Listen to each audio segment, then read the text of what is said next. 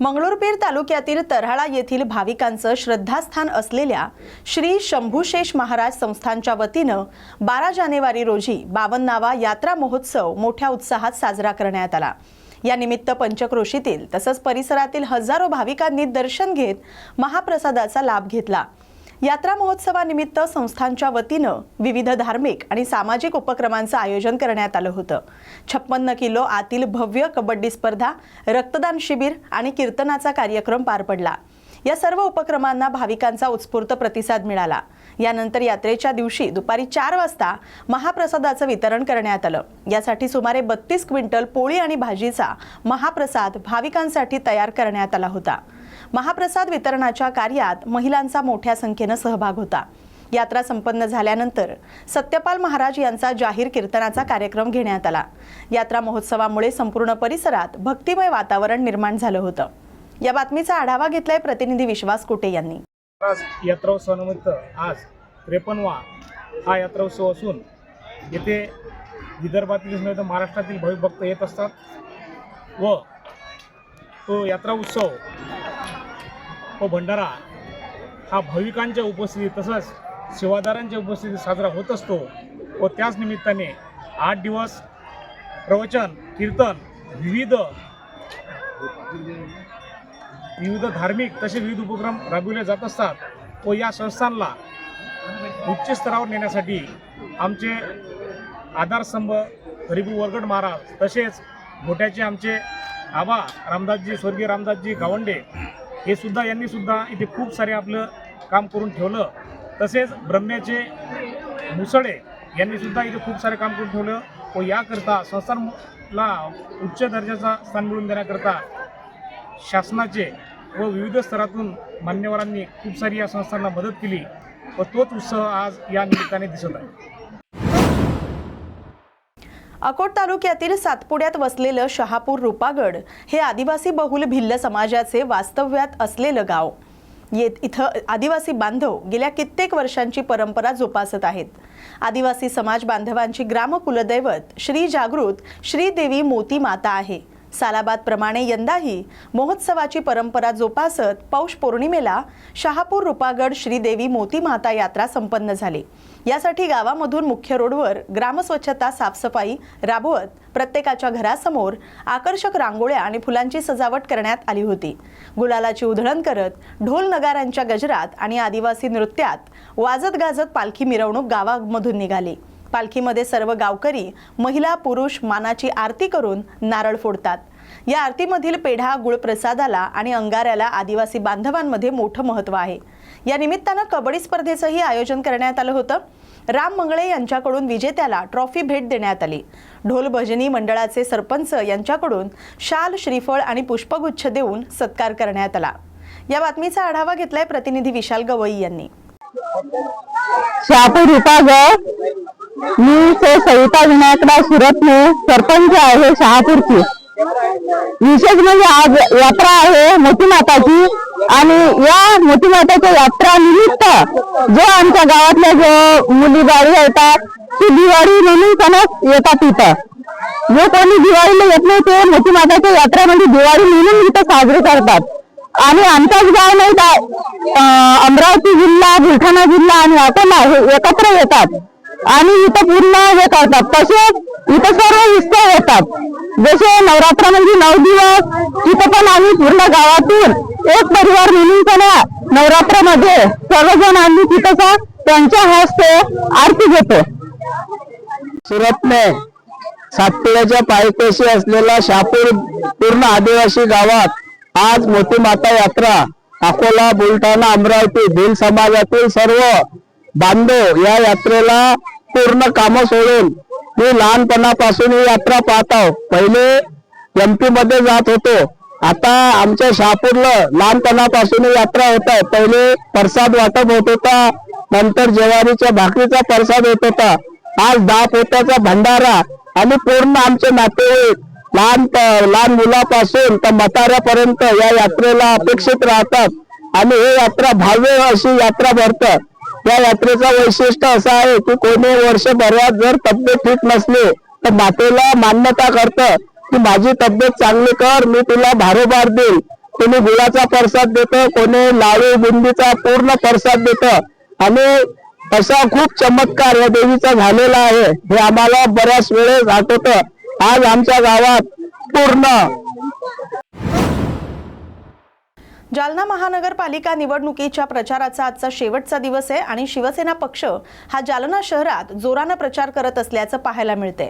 या पार्श्वभूमीवर प्रभाग क्रमांक 1 इथं शिवसेनेचे 5 उमेदवार शेख नजीर शेख उस्मान, अशोक सांबरे, रुपाली काबलिये, कमलाबाई लाखोले, प्राप्ती कोटेचा या उमेदवारांच्या प्रचारार्थ माजी मंत्री शिवसेनेचे आमदार अर्जुन खोतकर यांच्या कन्या दर्शना खोतकर आल्या होत्या।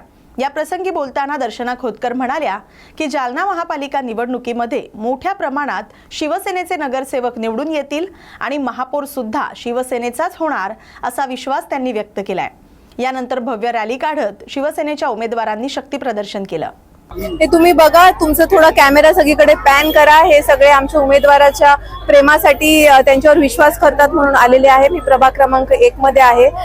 यांचं सगळ्यांचं एवढी उपस्थिती आणि प्रेम बघून माझाही मी भारावलेली आहे। माझाही उत्साह इथं डबल ट्रिपल झालेला आहे।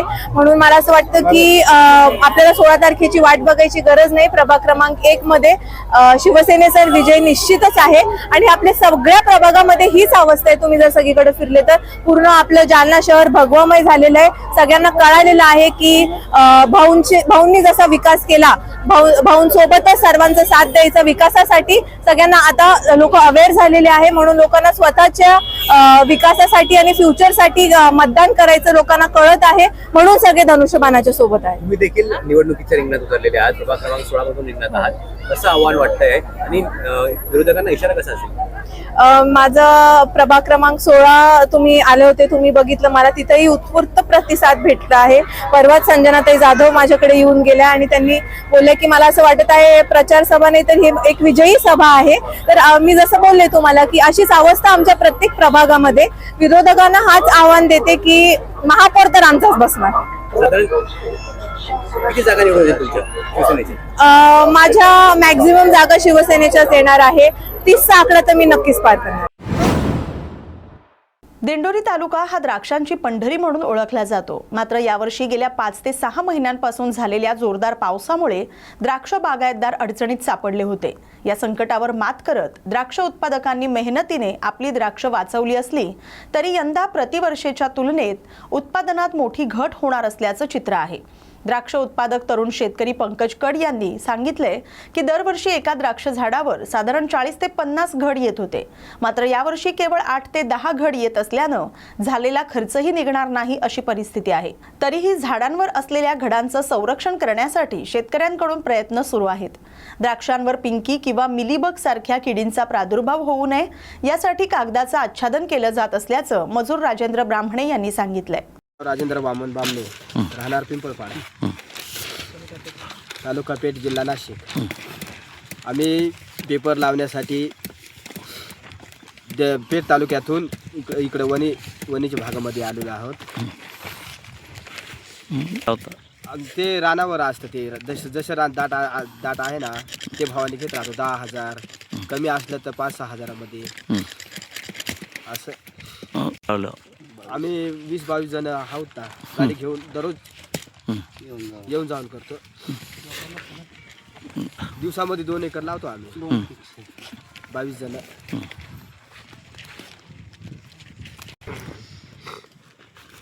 यावर्षी पावसामुळे द्राक्ष बाग चांगले आलेले नाही, त्याच्यामुळं आम्हाला पण एक उपासमारीची वेळ आलेली आहे। जर आमच्या पेठ तालुक्यामध्ये पाण्याची सोय असती तर आम्ही काहीतरी शेती केली असती, त्याच्यामुळं काही आम्हाला उपासमारीची वेळ आलेली नसते।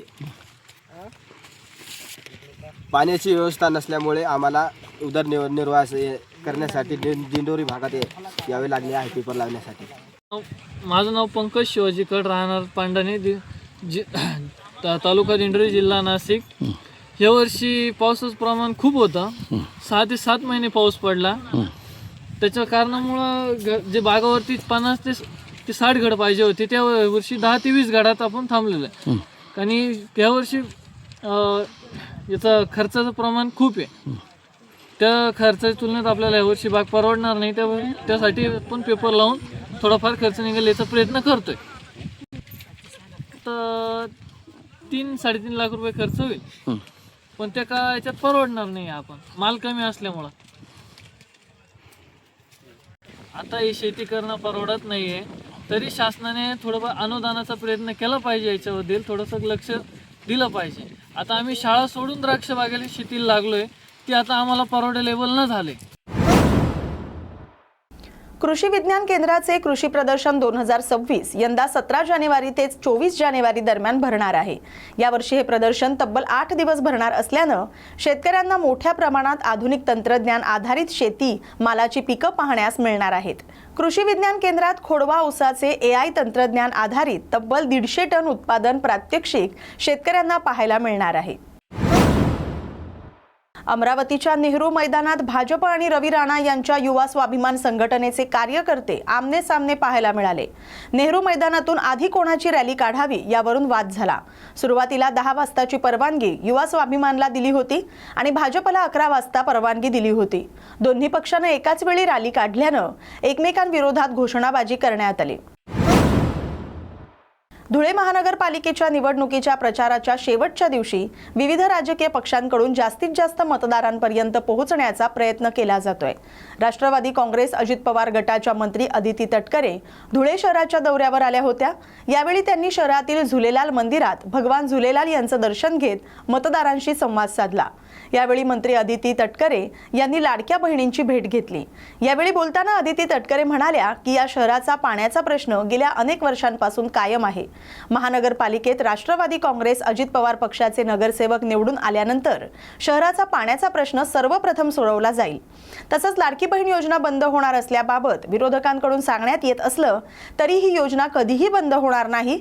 ही योजना कायम राहणार असल्याचं आश्वासन त्यांनी दिलंय. स्थानिक स्वराज्य संस्थेच्या निवडणुका ह्या कार्यकर्त्यांच्या निवडणुका असतात. प्रदीर्घ कालावधीनंतर या निवडणुका होत आहेत. बऱ्याचशा ठिकाणी वेगवेगळ्या पद्धतीनं जशी तिथली समीकरणं आहेत, जिथं तिथली स्थानिक राजकीय जशी परिस्थिती आहे त्या पद्धतीनं युती आणि आघाड्या या त्या ठिकाणी झालेल्या आहेत. त्याच्यामुळे आता आम्ही शिवसेनेसोबत या ठिकाणी आमची युती आहे. राज्यामध्ये आणि केंद्रामध्ये तर आम्ही तिघं त्या ठिकाणी एकत्रितपणाने आहोतच, पण आमचे कार्यकर्ते, आमचे पदाधिकारी यांना अधिकाधिक त्या ठिकाणी त्यांनी जे काम केलेलं आहे त्यातून त्यांना वाटायचं की आणखीन आपल्याला या निवडणुकीला सामोरं जायला मिळावं.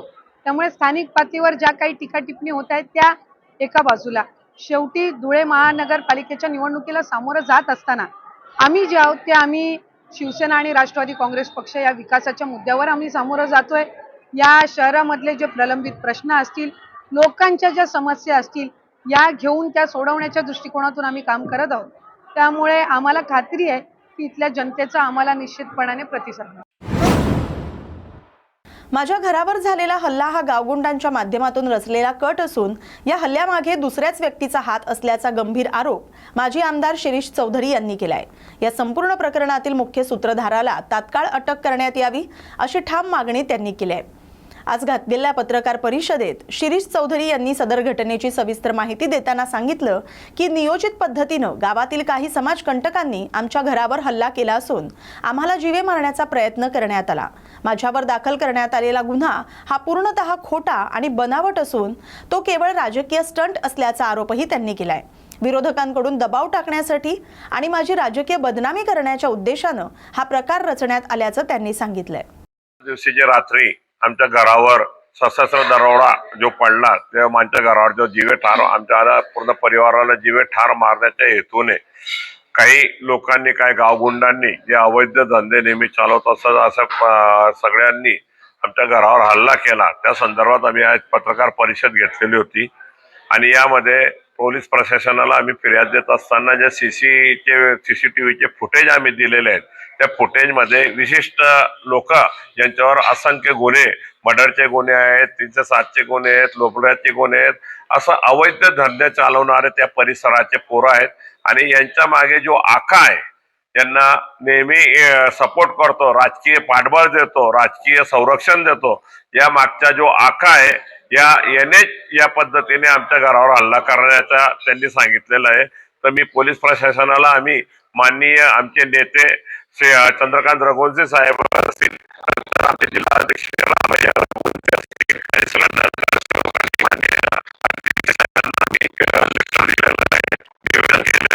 यांच्या मागच्या आमचा हक्क, कारण एक गुन्हेगार आहेत, यांना कितीही काही केलं तर यांना शिक्षा होण्यापेक्षा यांच्या मागचा जो आका आहे त्याला लवकरात लवकर सापडून त्याच्यावर गुन्हा दाखल करण्यासंदर्भात आम्ही निवेदन आणि विनंती केलेली आहे.